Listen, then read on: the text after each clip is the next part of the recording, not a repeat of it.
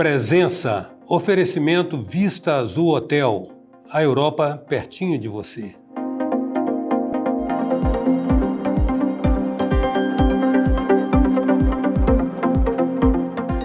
A presença hoje é a do diretor da Associação Capixaba, da Action, Associação Capixaba de Tecnologia, Franco Machado, com quem a gente passa a conversar agora. Franco, você está chegando aqui num momento muito bom que o setor de TI no Espírito Santo parece estar começando a florescer, sim, né? E de uma certa maneira isso coincide muito com a metamorfose experimentada pela essa entidade, a Action, que na verdade é um sucedâneo do antigo Sindinfo. Exato. Né? Isso passa a ideia de que aquilo que os integrantes do setor, os gatos pingados do setor passaram a deixar de se verem como rivais e entenderam que se associando o bolo é maior. Exatamente. A gente consegue desenvolver e sensibilizar o mercado, como todo o setor político, a academia, outras empresas, da nossa força enquanto empresas e enquanto associação, e criar com isso um ambiente de negócios mais favorável, mais amigável para as nossas empresas. Você sabe que tem uma publicação que virou uma referência nessa área, de 2000 na primeira década desse século, escrito por um cara, não estou lembrado do nome do cara, lembro que o nome do livro era O Mundo é Plano. E o cara tinha uma premissa e ele mostra exuberantes exemplos ao longo do livro de que digitalizou e conectou, acabaram-se as fronteiras. Não tem mais fronteira. Digitalizou e conectou, está no mundo, em tempo real. Com certeza. Né? Então, e isso nos leva à nossa situação aqui. Como é que está a competitividade das empresas de TI hoje? Elas estão circunscritas às demandas do mercado local ou estão no mundo também? De forma alguma no mercado local. As empresas capixabas hoje vêm se destacando, né? Eu até estava comentando outro dia, né? A gente, hoje em dia, São Paulo sempre foi um grande centro, né? Mas hoje, quando você fala em inovação, por exemplo, um dos que mais se destacam é Florianópolis, que não é uma cidade tão grande, né? E a gente aqui no Espírito Santo, a gente se inspira muito lá no ecossistema de Florianópolis. A gente, há 15 anos atrás, nós fomos lá a primeira vez para ver o que eles estavam fazendo, né? E a gente viu o caminho e a gente tem se inspirado muito neles. Eu me arrisco a dizer que o Espírito Santo está se aproximando muito do jeito de ser lá de Florianópolis, e a gente cada vez mais ganha destaque a nível nacional. Como se usa muito no universo de vocês, estão modelando Florianópolis.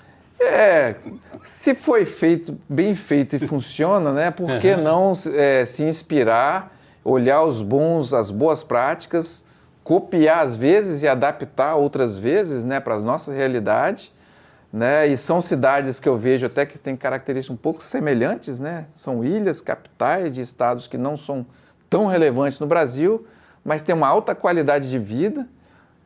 Eu não saio de Vitória de jeito nenhum, nem para Florianópolis, que dirá para São Paulo ou outra cidade grande dessas, né? Não saio de jeito nenhum e vou desenvolver as nossas empresas aqui e levar o serviço para eles lá, porque afinal de contas está todo mundo conectado, né?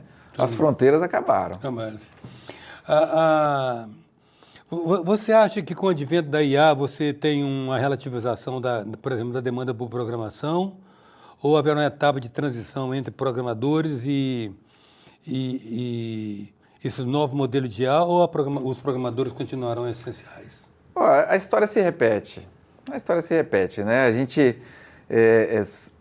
quando você estava lá na época do mainframe, que era aqueles computadores que era o tamanho de um prédio, né?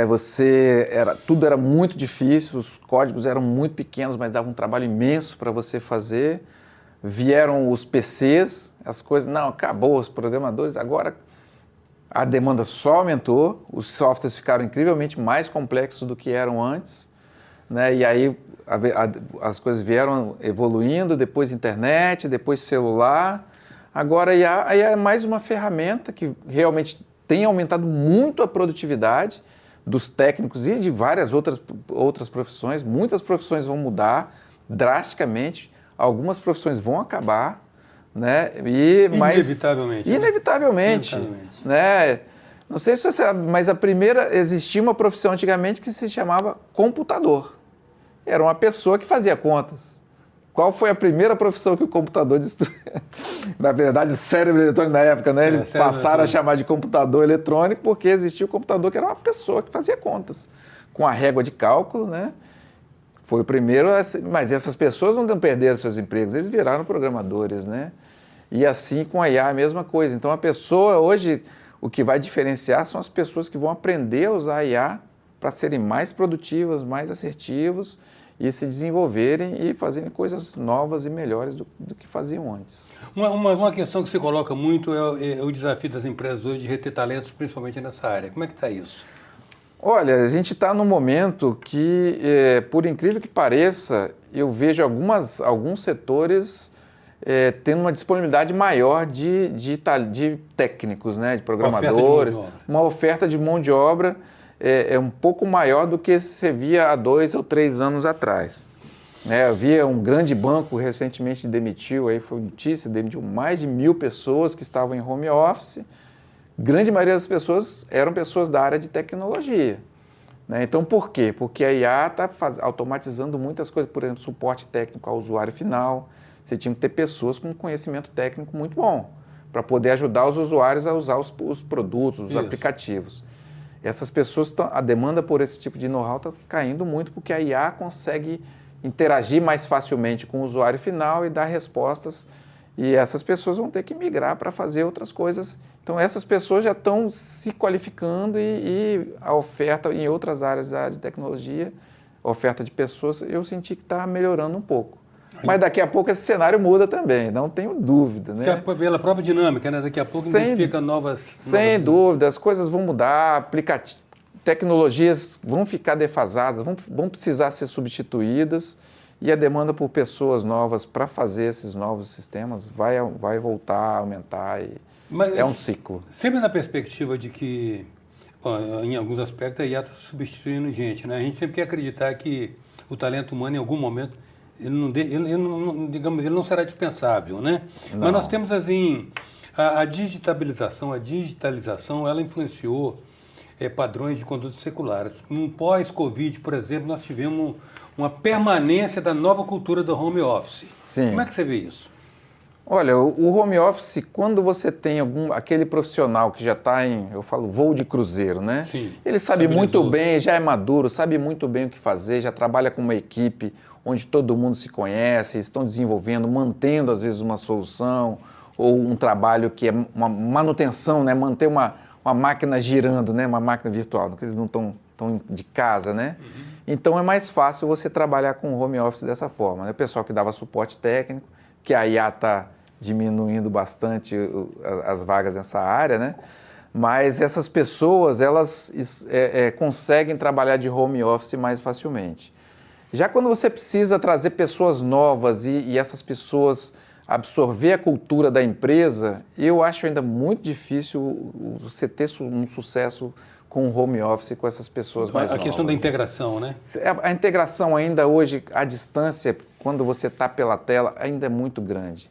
Não existe ferramentas onde as pessoas que substituam ainda o contato físico e você está no mesmo ambiente do time todo e esse time produzir num nível de excelência, eu acho ainda muito difícil. Tanto que grandes empresas, já há muito tempo, já acabaram com home office, aí o pessoal teve que voltar a trabalhar presencialmente. Empresas de tecnologias, big techs aí nos Estados Unidos, acabaram com home office há muito tempo. Vocês da Ection, vocês fizeram umas disrupções de comportamento. Por exemplo, essa questão do associativismo ainda permanece, além de permanecer aquela imagem datada de sindicalismo, daquelas coisas todas, tem a questão, às vezes, dos que seriam os parceiros se verem como potenciais concorrentes, né? Isso acontece. E vocês fizeram um trabalho muito interessante nesse sentido quando vocês promoveram muito, primeiro, a questão do ecossistema, né? Todo mundo dentro do ecossistema, o efeito é exponencializado. O resultado é exponencializado. Certo, né? Com certeza. Então, em estando dentro do ecossistema, é necessário estabelecer as conexões. Sim. A partir daí, você tem uma coisa de tipo ganha-ganha, né? Exato. Quando você cria um ecossistema, as pessoas começam a conviver, com isso estabelece laços de confiança. Sem laços de confiança, as empresários, eles não vão trabalhar juntos, Não, né? inclusive identificar complementariedades. Exatamente. Uma vez que eu confio, eu vou te contar os detalhes do meu negócio, você vai saber quais são as minhas dores, eu vou saber quais são as suas, você vai saber quais são as dele, e você, às vezes, sem eu conhecer ele, você fala, ó, procura ele lá, porque o que você resolve, ele está precisando. E aí o ecossistema, a roda gira, né? E o ecossistema fica mais forte com isso, parcerias são estabelecidas, empresas se juntam, né? Às vezes, porque veem que é melhor trabalhar e ser uma coisa só do que 2 mais 2 vai ser mais do que 4, né? Identificam sinergias ali e aí com isso o ecossistema todo sai fortalecido. Sem dúvida. E esses também são os argumentos e os recursos de persuasão que vocês usam para agregar novos quadros. Vocês estão com um quadro hoje bem expressivo em relação àquilo que era no passado recente. Exatamente. A Action hoje tem mais de 160 associados e a gente vem continuamente crescendo, né? E hoje a gente tem trazido para os quadros da associação, que já foi somente um sindicato patronal, né? Era um sindicato das empresas de tecnologia. Hoje a gente vem trazendo até pessoas físicas que têm afinidade com o setor, startups, empresas que são grandes consumidoras de tecnologia, são associadas hoje da Action, né? Então a gente vem crescendo não só nas empresas de tecnologia, mas também com outros perfis de associados que contribuem para esse ecossistema de forma a tornar ele cada vez mais forte, né? O Franco, o fato de estarmos no Espírito Santo, como você observou, né, romperam-se as barreiras, as distâncias físicas romperam com a conectividade, né? Certo. Você diria que a TI do Espírito Santo acompanha o estado de arte da TI em geral? Olha, tem muitas empresas que se destacam bastante, né? Eu, por exemplo, trabalho na Mogai, uma empresa que tem conseguido destaque mundial. Como é o nome da empresa? Mogai. Mogai. A gente tem conseguido destaque mundial na área de visão computacional, integrando com inteligência artificial. Somos uma empresa ainda de médio porte, né? Mas nós temos empresas gigantes como a ISH, que eu acredito que seja a maior empresa de cybersecurity da América Latina, que é a empresa capixaba, né? E outras empresas também muito grandes que operam no Brasil inteiro e empresas que eu até estava comentando, o PicPay, que hoje é o 7º maior banco, foi criada, uma startup criada na Tec Vitória. Quem imaginaria que criaria-se um banco que em tão pouco tempo seria o 7º maior banco do país, que tem 35 milhões de usuários, criado aqui no estado. Então, assim, é muito impressionante essa questão das barreiras, né? Hoje é uma empresa que já está a sede em São Paulo, mas porque eles têm, 35 milhões de usuários, que é 10 vezes a população do estado, né? Como conseguiria ficar aqui, né? Então, assim, a gente realmente, a tecnologia tem essa característica dela ser, a gente pode ousar mais, né? E dependendo do que você fizer, você atinge mercados fora, né? A fronteira do país não é nem deixa de existir também, não só a fronteira do estado, né? Então, dependendo da sua especialização, da sua qualificação, você pode ir ao mundo, né? Ô Franco, já encerrando, você tem alguma estimativa do que seria um PIB da nossa TI? O conjunto das empresas hoje está gerando receitas da ordem de quanto aproximadamente? Uma coisa que interessa a todo mundo e principalmente ao governo, né? Já que é tributado. Isso eu não sei. É porque existe um problema. A gente olha assim, a gente faz uma consulta às empresas que têm atividade econômica do nosso setor. Uma vez a gente fez uma consulta aqui onde a gente registra as empresas, né? E na junta? Na junta comercial, e tinha mais de 700 CNPJs. Mas a gente só conseguiu acessar, e a gente foi procurar onde estão essas empresas, a gente não consegue achar. Às vezes é um profissional autônomo, que é uma pessoa que tem um CNPJ, que às vezes nem é realmente uma empresa, mas às vezes a gente se surpreende em conhecer empresas. Outro dia eu conheci uma que ela abriu um sistema, ela tem um sistema de automação de laboratórios, ela já abriu internacional. Ela fez o software, vendeu fora do país, depois que falou, não, eu estou vendendo em alguns países da América do Sul, e aí começou a vender aqui no Brasil. Depois veio vender no Espírito Santo. E é uma empresa que é a Actis, que é uma empresa que depois vai virar nossa associada. E eu não fazia ideia que eles existiam. É impressionante.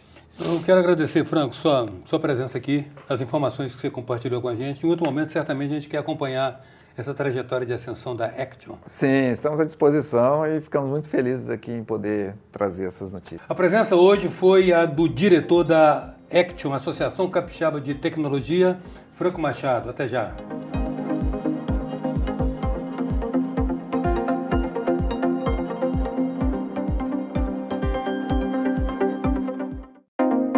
Presença, oferecimento Vista Azul Hotel, a Europa pertinho de você.